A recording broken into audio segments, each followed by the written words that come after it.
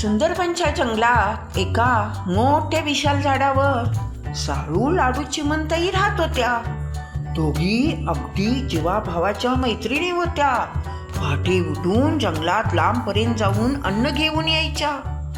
नंतर अन्न खाऊन झाले की सरोवरात पाणी पिऊन यायच्या. आकाशात उंच उंच विहार करायच्या. खूप दोघींची छान मैत्री होती. आणि त्यांच्या झाडासमोरच रंबा कावळीताईंचं घरटं होतं दुसऱ्या झाडावर. पण रंबा कावळीताई अतिशय स्वार्थी होत्या आणि चोर होत्या. त्या स्वतःचाच विचार नेहमी करायच्या आणि सगळे पक्षी अन्न आणाय गेले की त्यांच्या घरट्यातले अन्न चोरून आणायच्या. त्या स्वतःसाठी अन्न आणायला जायच्याच नाहीत. एकदा तर त्यांनी गंगी पोपटताईच्या घरट्यातले अन्न चोरून आणले. गंगीताई अन्न ठेवून सरोवरावर पाणी प्यायला गेली. तेवढ्यात रंबा कावळीताईने त्यांच्या घरट्यातले अन्न चोरून आणले आणि गंगीने विचारल्यावर आपल्या कानावर हात ठेवले. रंबाताई म्हणाली, गंगीताई काय ग हे बोलतेस? मी तुला काय चोर वाटले का? नाही बाई, मी तुझ्या घरट्यातले अन्न नाही चोरले असे म्हणून रंबा कावळीताईने आपल्या कानावर हात ठेवले. गंगी पोपटताई काही बोलणार, पण सगळ्या प्राण्यांना माहिती होतं खरा चोर कोण आहे, ते रंबा कावळीताई. मग एकदा काय झालं, साळू आणि लाडू चिमणताई पहाटे लवकर उठल्या होत्या आणि त्या अन्न आणण्यासाठी जाणार होत्या. दोघी बोलत बसल्या होत्या, गप्पा मारत होत्या. लाडू चिमणताई काय म्हणाली, अगं साळूताई, बघ किती सुंदरबनचं हे जंगल छान आहे. इथे फळांची, पाण्याची, अन्नाची कशाचीही कमतरता नाही. निसर्गाने बहरलेलं हे जंगल किती छान आहे. अगं, आपण नशिबवान हो, म्हणून आपल्याला हे जंगल मिळालं. असं दोघी त्या बोलत होत्या. त्यांचं हे सगळं बोलणं रंबा कावळीताई ऐकत होत्या. त्या काय म्हणाल्या, मनाशी विचार केला, अगं साळू लाडू, आता तुम्हाला मी काय करते ते बघा. काटे जाऊन अन्न घेऊन येता काय? स्वतःपुरते अन्न आणता, स्वतःसाठी अन्न खाता. आता तुमची कशी गंमत करते बघा. असे म्हणून उडत उडत रंबा कावळीताई साळू लाडू जिथे होत्या तिथे गेल्या. त्यांना पाहून साळू लाडू काय म्हणाल्या, अगो रंबाताई, तू आज अचानक इथे कशी आलीस आमच्या जवळ? रंबा कावळीताई म्हणाली, अगं नाही ग साळू लाडू, तुम्ही किती दोघी कष्ट करताय, लांबवर जाऊन अन्न घेऊन येताय. मला तुमचं खूप कौतुक वाटतंय. मग लाडू काय म्हणाली, अगो रंबाताई, तू आमचं कौतुक करायला कधी लागलीस ग? तू कसे काय आमचे कौतुक करू शकतेस? तू कोणत्या प्राण्यात, पक्षात, कोणातही मिसळत नाहीस, कोणाबरोबर बोलत नाहीस, कधी अन्न आणाय गेलेले आम्ही पाहत नाही. बघल तेव्हा एकटी घरट्यात बसलेली असतेस आणि तू कसे काय आमचे कौतुक करतेस? अगं नाही ग साळू लाडू, मला उलट तुमचा अभिमान वाटतोय. बर ठीक आहे, तू कशासाठी आली आहेस? अगं साळू लाडू, मी सांगते, आपल्या जंगलाच्या बाहेर भरपूर धान्य असलेली एक शेती आहे. तिथे तुम्हाला नेते, तिथून तुम्ही दररोज अन्न घेऊन येत जा. तिथे शेत आहे हे कोणत्याही पक्षाला माहिती नाही. ठीक आहे, साळू लाडू म्हणाल्या. मग रंबा, साळू लाडू सगळ्या त्या शेताकडे गेल्या. साळू लाडूने भरपूर लोंब्या तोडून खाल्ल्या आणि थोड्या लोंब्या आपल्या चोचीत घरी नेण्यासाठी घेतल्या. जेव्हा रंबा कावळीताई काय म्हणाली, हे बघ साळू लाडू, हे शेत कोणत्याही पक्षाला माहिती नाही.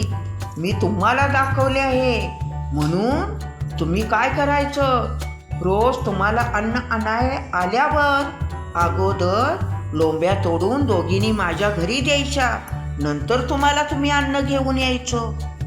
मग लाडू चिमूताई म्हणाली, अगं रंपाताई, हे कसं काय तू बोलू शकतेस ग? कष्ट करून आम्ही लोंब्या घेऊन येणार आणि तुला का बरं देऊ? तेव्हा रंबाताई म्हणाली, हे बघ लाडू, हे शेत कोणालाही माहिती नाही, मी दाखवले तुम्हाला. त्यामुळे अगोदर अन्न माझ्या घरी द्यायचं, मग तुमच्या घरी. मग साळू चिमणताई काय म्हणाली, अगं लाडू गप्प बैस ग, जाऊ दे, आपण देऊ रंभाताईला अन्न. असे म्हणून सगळे उडत उडत आपल्या घरट्यात आले. दुसऱ्या दिवसापासून साळू लाडू दररोज रंभा कावळेताईला लोंब्या आणून देऊ लागली. शेवटी काय झालं, त्यांचे पंख दोघींचे दुखायला लागले.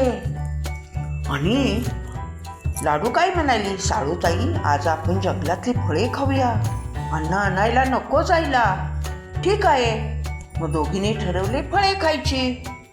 एवढ्या रंभा कावळींताई तिथे आल्या आणि म्हणाल्या, साळू लाडू, अगं आज तुम्हाला अन्न आणाय गेला नाही, माझ्या घरट्यात मला लोंबे दिले आणि तुमच्यासाठी नाही आणलं.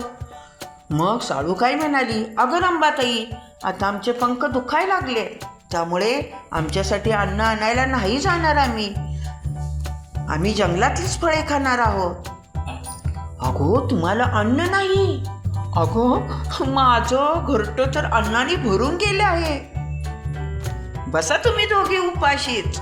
असं म्हणून हसत हसत रंभा कावळींताई निघून गेली. यावर लाडूला राग आला. लाडू चिनूताई म्हणाली, बघितलंच साळूताई, रंभा कावळींताई कशी बोलून गेली. आणि साळूताई, तिच्या गोड बोलण्याला तू भुललीस. जाऊ दे ग लाडू. मग लाडू काय म्हणाली, हे बघ साळू, आपण काय करूया, तिला चांगला धडा शिकवूया रंभा कावळेताईला. असे म्हणून दुसऱ्या दिवशी त्याने एक युक्ती केली आणि रंभाने साळूने त्या जोंधळ्याच्या शेताजवळ असलेल्या दुसऱ्या शेतातल्या लाल हिरव्या मिरच्या चोचीने तोडून आणल्या आणि आपल्या घरट्यात दोघींनीही एका पानावर ठेवल्या आणि रंभाताईला अन्न द्यायला गेल्याच नाहीत.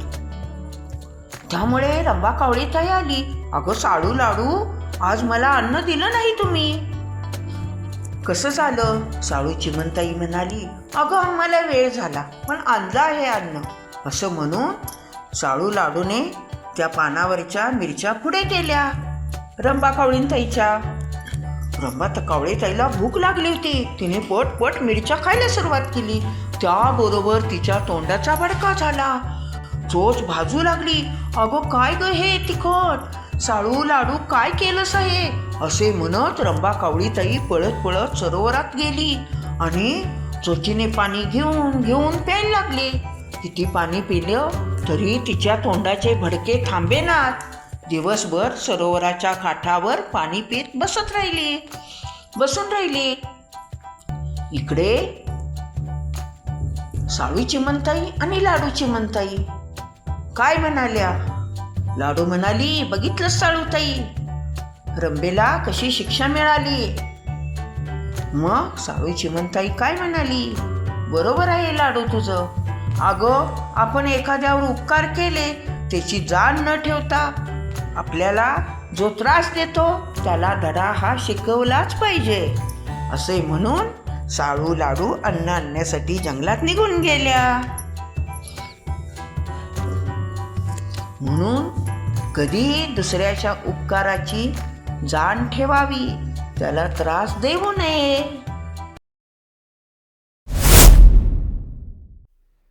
हा व्हिडिओ आवडला असेल तर आपल्या आजीच्या गोष्टी चॅनलला लाईक करा, शेअर करा आणि सबस्क्राईब करा.